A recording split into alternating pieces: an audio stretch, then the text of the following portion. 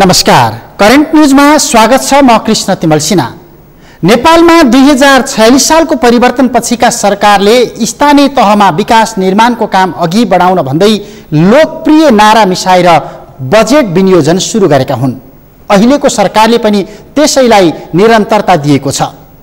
सरकारवालाहरू भन्छन् यो रकमको आडमा तल्लो तहमा जति विकास भएको छ त्यति नै विकृति मिसिएको छ। सांसदहरूले विकासका नाममा बजेट सिद्ध्याउने कागजी योजना मात्रै बनाएर पैसा कुम्ल्याएका छन्।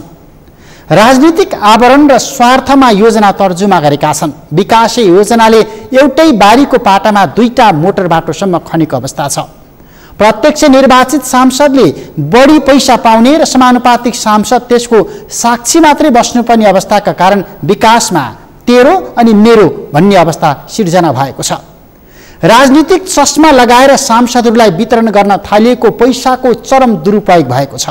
यो नागरिकले तिरेको करको पैसाको दुरुपयोगको श्रृङ्खला सङ्घ प्रदेश हुँदै अहिले स्थानीय सरकारसम्म पुगिसकेको छ। तैपनि यो विकृति विरुद्ध लड्नुपर्ने सांसदहरू नै बजेटको आकार बढाउनका लागि सरकारलाई दबाब दिएर बसेका छन्।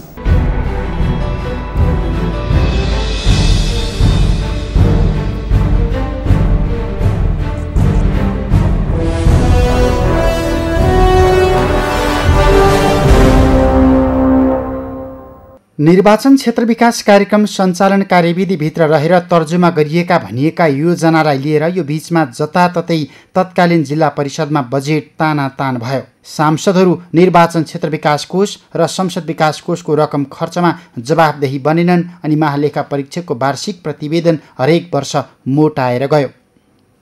तत्कालीन जिल्ला विकास समितिबाट प्राप्त सूचनाहरू अनुसार अधिकांश सांसदले आफ्नो निर्वाचन क्षेत्रमा पूर्वाधार विकासका नाममा अति आवश्यक तथा दीर्घकालीन विकास पूर्वाधारमा भन्दा बढी उक्त रकम ग्रामीण सडक, सामुदायिक भवन, उपभोक्ता समूह, खानेपानी आयोजना, फर्निचर खरिद तथा आमा समूहलाई सहयोग गर्ने जस्ता शीर्षकमा सिद्ध्याएको नजिर छ। शहीद स्मृति पार्क, शहीद स्मृति प्रतीक्षालय, शहीद स्मृति विद्यालय भवन तथा विद्यालयको कम्पाउन्ड र गेट निर्माणमा रकम खर्च गर्ने योजना सम्बन्धित सांसदले यसअघि स्थानीय विकास अधिकारी समक्ष पेश गरेर जथाभावी कोषको पैसा सिद्ध्याएपछि यसको तीव्र आलोचना सुरु भएको हो, जुन आलोचना अहिले पनि रोकिएको छैन। अहिले स्थानीय निकायमा जनप्रतिनिधि आइसकेको अवस्थामा पनि सङ्घीय संसदका सांसदहरू यही पैसाको निरन्तरताका लागि लगातार लड्नु पर्यो। त्यसैको परिणाम सरकारले यो कोषको आकार बढाएर जनही 6 करोड रुपियाँ पुर्याइदिएको छ। विज्ञहरू भन्छन् यसले तल्लो तहसम्म चरम विकृति निम्ति आएको छ। निर्वाचन क्षेत्र विकास कोष र निर्वाचन क्षेत्र पूर्वाधार विकास कोषका नाउँमा नेपालमा सांसदहरू मार्फत विकासका आयोजनाहरू बाँड्ने दुईवटा कार्यक्रम लामो समयदेखि चल्दै आएको छ। 2052 सालबाट सुरु भएको यो कार्यक्रम थोरै पैसाबाट सुरु भएको थियो, तर यो बढ्दै बढ्दै 50 लाख पुगेको अवस्था छ भने 2070 सालबाट 2070-71 को आर्थिक वर्षबाट चाहिँ निर्वाचन क्षेत्र पूर्वाधार विकास कोषको नाउँमा 1 करोड दिन सुरु गरियो र त्यसलाई पछि 3 करोड बनाइएको अवस्था छ। यी दुवै कार्यक्रमहरू निरन्तर हुनु हुँदैन भन्ने आवाज नागरिक स्तरबाट उठिरहेको छ। महालेखा परीक्षकले हरेक वर्ष यसलाई भ्रष्टाचारको एउटा उदाहरणको रूपमा यसलाई प्रस्तुत गरेको छ र यो कार्यक्रम निरन्तर नहुनुपर्ने धारणा दिइराखेको छ र राजनीतिक चिन्तकहरूले पनि यो कार्यक्रमले नेपालको राजनीतिलाई महँगो बनाएको, सांसदहरूलाई सांसदको भूमिका भन्दा पनि विकासका एउटा चाहिँ एजेन्टको रूपमा अगाडि लगेर शक्ति सन्तुलन र नियन्त्रणको जुन लोकतान्त्रिक प्रणाली हो त्यो प्रणाली नै विकृत हुन पुगेको जस्ता विषयहरू बारम्बार उठ्ने गरेको छ। तथापि यी कार्यक्रमहरू फेरि निरन्तर हुने हो कि भन्ने चासो यति बेला देखा पर्दछ। तत्कालीन संविधान सभा सचिवालयमा सङ्कलित विवरण अनुसार सांसदहरूले निर्वाचन क्षेत्र विकास कोष र संसद विकास कोषको रकम आफ्नो भोट ब्याङ्क केन्द्रित परियोजनामा खर्च गरेको देखिन्छ। यसअघि कोषको रकम दुरुपयोग हुन नदिन तर्जुमा गरिएको निर्वाचन क्षेत्र विकास कार्यक्रम सञ्चालन कार्यविधि 2058 को नियम 3 तथा निर्वाचन क्षेत्र पूर्वाधार विकास कार्यक्रम नियमावली 2071 सांसदहरूले योजना तर्जुमा गर्दा नै लत्याएका छन्, जसले कम्तीमा 12 वटा 10 लाखभन्दा बढीका कार्यक्रम अनिवार्य छनौट गर्नुपर्ने, बजेट अभाव भएका, प्रकोप तथा विपदबाट क्षति पुगेका तर बजेट नपुगेका, योजना आयोगले रातो किताबमा समावेश गरिए भन्दा बाहेकका रोजगारी सिर्जना गर्ने प्रकृतिका, एक आर्थिक वर्षमा सम्पन्न भइसक्ने लगायतका योजनाहरू बजेट छनौटका क्रममा तर्जुमा गर्नुपर्ने भन्ने मापदण्ड राखिएको छ। तर यो मापदण्ड अधिकांशले उल्लङ्घन गरेका छन्। तैपनि जिम्मेवार सांसदहरू यो रकम सांसदले आफू खुसी खर्च नगरी स्थानीय तथा प्रदेश सरकारसँग समन्वय गरेर खर्च गर्ने भन्दै उल्टै बजेटको प्रतिरक्षा गर्छन्। बेइमान सांसदले गर्ने चाहिँ कुरा के हो? इमानदार सांसदले त खर्च गर्छन्, विकास गर्छन्, भइहाल्यो, योजना छनौट गरिदिने हो। बेइमानले चाहिँ उपभोक्ता समिति आफूले बनाउने, आफ्नो मान्छे उपभोक्ता समितिमा राख्ने, आफ्ना मान्छेलाई काम लाउने, अनि थोरै काम गर्ने, धेरै काम गरेको बिल बनाउने, यस्तो बिल बनाउँदा स्थानीय तहका इन्जिनियर ओभरसियरहरूलाई मिलाउने, अनि सबै मिलेर खाने, यस्तो चाहिँ गर्न सक्छ। त्यस्तो गरेकोमा राम्रोसँग अब सरकारले अनुगमन गर्नु पर्यो, सम्बन्धित निकायले अनुगमन गर्नु पर्यो, मान्य आफैले पनि अनुगमन गर्नु पर्यो, अरू मान्यहरूले। त्यस कारणले यसलाई चाहिँ नि अब एकदमै चाहिँ नि यो गलत हुन्छ, यो खतमै हुन्छ, यो पैसा खेरै जान्छ, मान्यले पाउँछ भन्ने जुन छ नि त्यो चाहिँ होइन। लामो समयसम्म स्थानीय तहमा जनप्रतिनिधि नहुँदा विकास निर्माण प्रभावकारी बन्ने अपेक्षासहित यो कोषको परिकल्पना सुरुमा गरिएको हो। पूर्वाधार विकासका सन्दर्भमा राज्यले भूगोलका आधारमा कसैमाथि पनि भेदभाव गर्दैन भन्ने सन्देश दिन पनि यो कोषलाई निरन्तरता दिएको योजनाविदहरू बताउँछन्।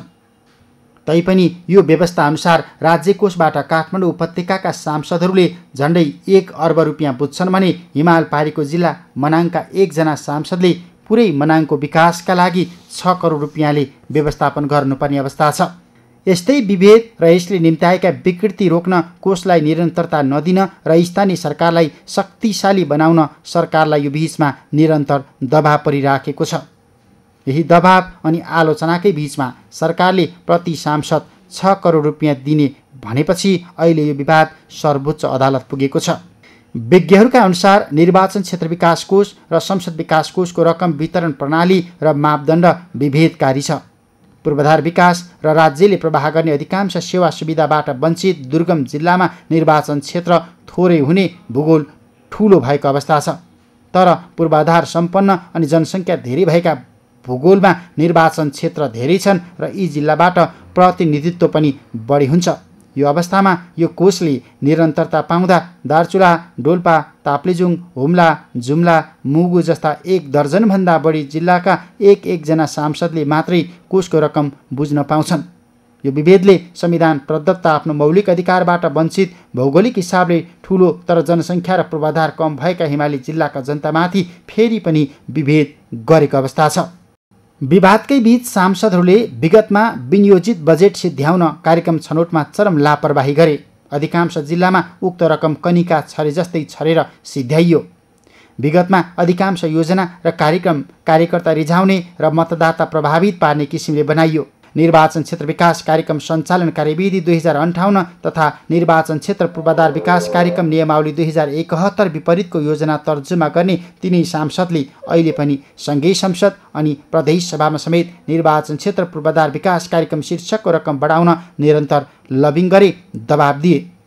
यही दबाब अनि राजनीतिक बाध्यतामा अर्थ मन्त्रालयले कोषको आकार बढाएर 6 करोड पुर्यायो। यसले आर्थिक मितव्ययिताको नारा दिइराखेका प्रधानमन्त्री केपी शर्मा ओलीलाई गिज्याइदिएको छ। सरकारले जारी गरेको आर्थिक मितव्ययिता सम्बन्धी 37 बुँदे नीतिगत मार्गदर्शनको पनि खिल्ली उडाएको छ। आर्थिक वर्ष 71-72 डाक्टर रामशरण महत अर्थमन्त्री हुँदा 1 करोड रुपियाँबाट निर्वाचन क्षेत्र विकास पूर्वाधार कार्यक्रम सुरु भएको हो। आर्थिक वर्ष 72-73 सांसदहरूकै दबावमा 50 लाख रुपियाँ थप गरेर 1.5 करोड पुर्याइयो। आर्थिक वर्ष 73-74 अर्थमन्त्री विष्णु पौडेलले रकम बढाएर 3 करोड पुर्याए। आर्थिक वर्ष 74-75 रकम 4 करोड पुग्यो। रकम कार्यकर्ता अनुकूल सानातिना र टुक्रे आयोजनामा खर्च गरेर अनियमितता मच्चाइराखेका सांसदहरूले अहिले सोही कोषमा 4 करोडबाट बढाएर 6 करोड पुर्याइदिएका छन्। यो रकम कार्यकर्ता अनुकूल सानातिना र टुक्री आयोजनामा खर्च गरेर अनियमितता मच्चाइराखेका सांसदहरूले अहिले सोही कोषमा 4 करोडबाट बढाएर 6 करोड रुपियाँ पुर्याउन सफल भएका छन्। आगामी आर्थिक वर्षको बजेटमा सरकारले यो कार्यक्रमका लागि 9 अर्ब 90 करोड रुपियाँ विनियोजन गरेको छ।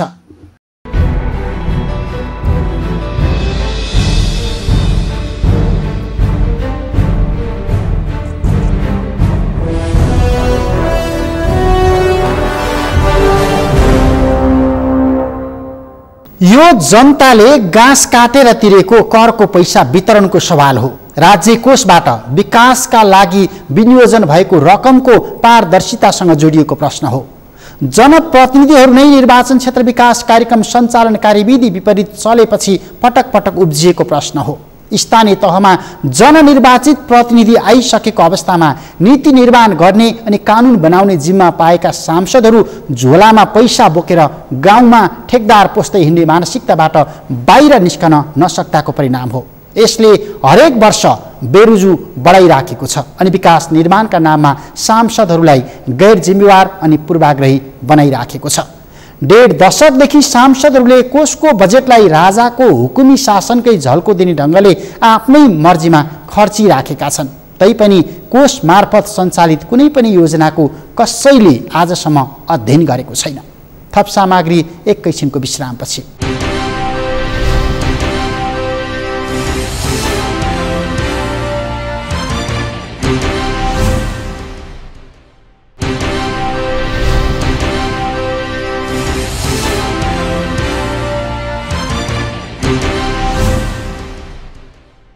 विश्रामपछि करेन्ट न्युजमा स्वागत छ।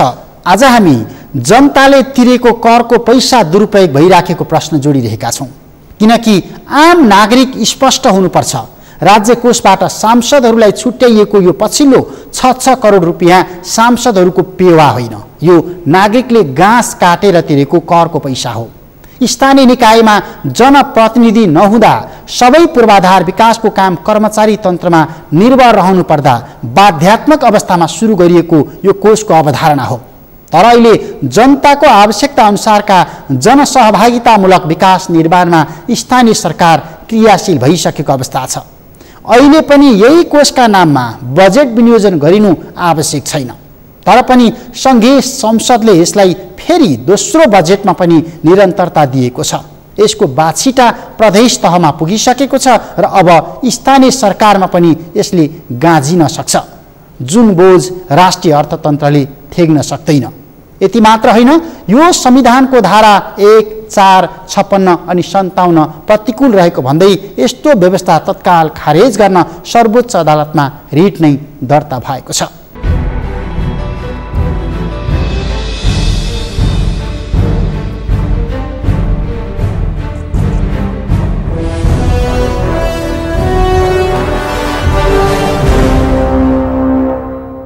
सांसदलाई भनेर जुन पैसा दिने संस्कार गरियो, अब अहिले सङ्घीय सांसदहरू हुनुहुन्छ 275 को, अप्पर हाउसको हुनुहुन्छ, भोलि सबै प्रदेश सभाको 330 जना प्रत्यक्ष, त्यसै गरी 550 जना, भोलि स्थानीय सरकारको वडा सदस्य पनि त्यहाँको त सांसदै हो। भोलि वडा सदस्यले मैले 5 लाख 10 लाख हुनुपर्छ भने यो गलत संस्कार बस्छ। त्यस कारणले यसको विकल्पमा माननीय सांसदजीहरूलाई विकास निर्माणमा संलग्न गराउनको लागि त्यो जुन योजना बनाउने प्रक्रियामा म्यान्डेटरी अनिवार्य उहाँहरूको संलग्नता हुने किसिमको एउटा कार्यविधि बनाइदिन सक्यो भने गाउँपालिकाले पनि उहाँ जुन गाउँपालिका जिल्लामा गाउँपालिका होस् अथवा नगरपालिका होस् अथवा कुन माध्यमबाट हुन्छ, आफ्नो निर्वाचन क्षेत्रमा योजनाहरू भन्दाखेरि सांसदको संलग्नता अनिवार्य गरिदियो भने उहाँले जनताका गुनासाहरू लिएर जानुहुन्छ र त्यसरी स्थानीय तहले नै त्यसको सम्बोधन गर्न सक्छ। त्यस कारणले विकास निर्माणमा चाहिँ संलग्न गराउने कुरामा चाहिँ सहमत छ। तर जसरी सांसदको नाममा 4 करोडबाट 6 करोड, भोलि प्रदेश सांसदले 2 करोड, भोलि स्थानीय सरकारको वडा सदस्य त्यो पनि त्यहाँको सांसद हो, भोलि 5-10 लाख माग्दै गयो भने मैले अस्ति एउटा क्यालकुलेसन गरेको थिएँ, यदि सम्पूर्ण वडा सदस्यहरूले 5 लाख, प्रदेश सांसदले 2 करोड र माथि केन्द्रको सांसदले यदि 6 करोड लाने भने चाहिँ कति 4000 करोड रुपियाँ हामीलाई चाहिँदो रहेछ। अब त्यो कसरी व्यवस्थापन, त्यो त छुट्टै एउटा बजेट बनाउनु पर्ने खालको अवस्था हुन्छ। त्यस कारणले मान्य सांसदहरूले उहाँहरूको ध्यान विकास निर्माण हुने प्रक्रियामा जुन नियमावलीहरू बन्छन् त्यसमा उहाँहरूको भूमिकालाई त्यहाँ चाहिँ इन्स्योर गर्नु पर्यो, उहाँहरूको भूमिका देखिनु पर्यो, न कि मेरो नाममा मेरो निर्वाचन क्षेत्रमा सांसद विकास कोष नाममा यति पैसा दे भन्नेतिर लबिङ नगर्दाखेरि राम्रो हुन्छ। यस्तो दुईवटा चिज हुन्छ। एउटा त जुन जनमानसमा अहिले सांसदले 6 करोड लगे भन्ने एउटा नकारात्मक परेको छ। जनताले जुनसुकै चिजलाई पनि नकारात्मक रूपमा लिनु भनेको चाहिँ यो प्रणाली, सङ्घीय प्रणाली गणतन्त्रप्रति नै निराशा जगाउनु हो। यदि उहाँ मान्य सांसदहरू जुन यो संविधान अन्तर्गत चुनिएर आउनु भएको छ, जनताको लागि भनेर आउनु भएको छ, जनताको विकासको लागि आवश्यक नियम कानुन बनाउने भनेर आउनु भएको छ।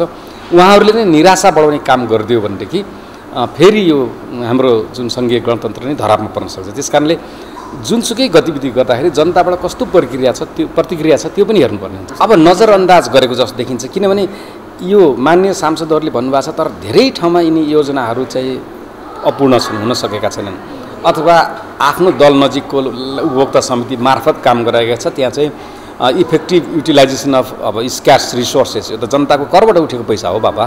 तपाईँ जनताले चुनेको मान्छेले जनताको करलाई कसरी प्रयोग गर्ने तपाईँको वैधानिक अधिकार त छ, तर जनताले नै प्रश्न उठाउन चाहन्छ। एउटा प्लानिङको प्रोसेस छ, प्रक्रिया छ, त्यसरी जानुहोस् भन्दाखेरि अहिले जुन कार्यविधि बनाइन्छ हाम्रो प्लानिङ प्रोसेसमा, त्यहाँ माननीय सांसदज्यूहरू जुन जनप्रतिनिधि हुनुहुन्छ उहाँहरूको संलग्नता अझ बढी एक्टिभली उहाँहरूलाई हरेक आफ्नो निर्वाचन क्षेत्रको गाउँपालिका, वडा, नगरपालिकामा बोलाएर उहाँहरूका पनि सुझाव सजेसन लिन सक्ने म्यान्डेटोरी व्यवस्था गरिदियो भने त्यताबाट चाहिँ सम्बोधन गर्न सक्छ। तर यसरी मान्यहरूका सांसदहरूका नाममा रकम छुट्याउनु चाहिँ यसले गलत संस्कारको विकास गर्छ र जनतामा निराशा, यो सिस्टम प्रणालीप्रति नै नैराश्यता भयो भने हामी यो प्रणाली नै कमजोर गर्दै जान्छ। एउटा व्यावहारिक रूपले उहाँहरूको मुख्य उद्देश्य भनेको आफ्नो निर्वाचन क्षेत्रमा आफूलाई भोट दिएका जनताहरूको विकास निर्माण राम्ररी भयो कि भएन, उहाँहरूका गुनासा त्यो प्लानिङ प्रोसेसमा योजना बनाउने प्रक्रियामा समावेश गरियो कि गरिएन, त्यो उहाँहरूको मुख्य चिन्ता हुनुपर्छ। र त्यो चिन्तालाई सम्बोधन गर्ने हाम्रो गाउँपालिका, नगरपालिकामा जुन प्लानिङ प्रोसेस छ, जुन योजनाहरू छान्ने एउटा जुन प्रक्रिया छ, उहाँको निर्वाचन क्षेत्रमा होलान् 2टा 3टा 10वटासम्म स्थानीय तह होलान्, त्योमा चाहिँ उहाँको सक्रिय भूमिका त्यो प्लानिङ प्रोसेसमा, ताकि जनताको माग सम्बोधन अनि त्यसको अनुगमन प्रोसेसमा पनि राखिदिन सक्यो भने राम्रो हुन्छ। तर एउटा कुरा के भनेदेखि जुन मान्य सांसदीय लको जुन एउटा उहाँको नाममा जुन योजना गएका छन् त्यसले कतै डुप्लिकेसन हुने, कता स्थानीय सरकारको पनि अब अधिकारलाई चाहिँ हस्तक्षेप गरेको महसुस चाहिँ भएन।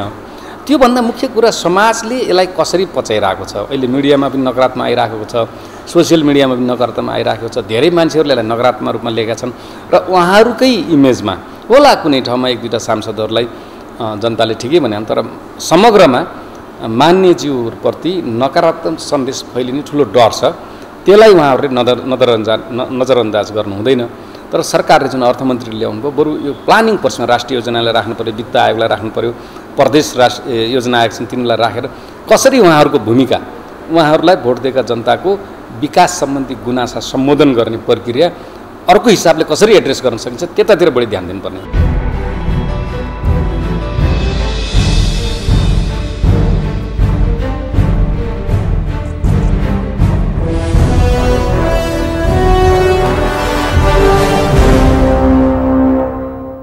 आफूलाई भोट हाल्ने पार्टी विशेषका कार्यकर्ता अनि परियोजनामा यो रकम खर्च गर्न पल्केकाहरू अहिले पनि कोषको आकार सानो भयो भनिरहेका छन्।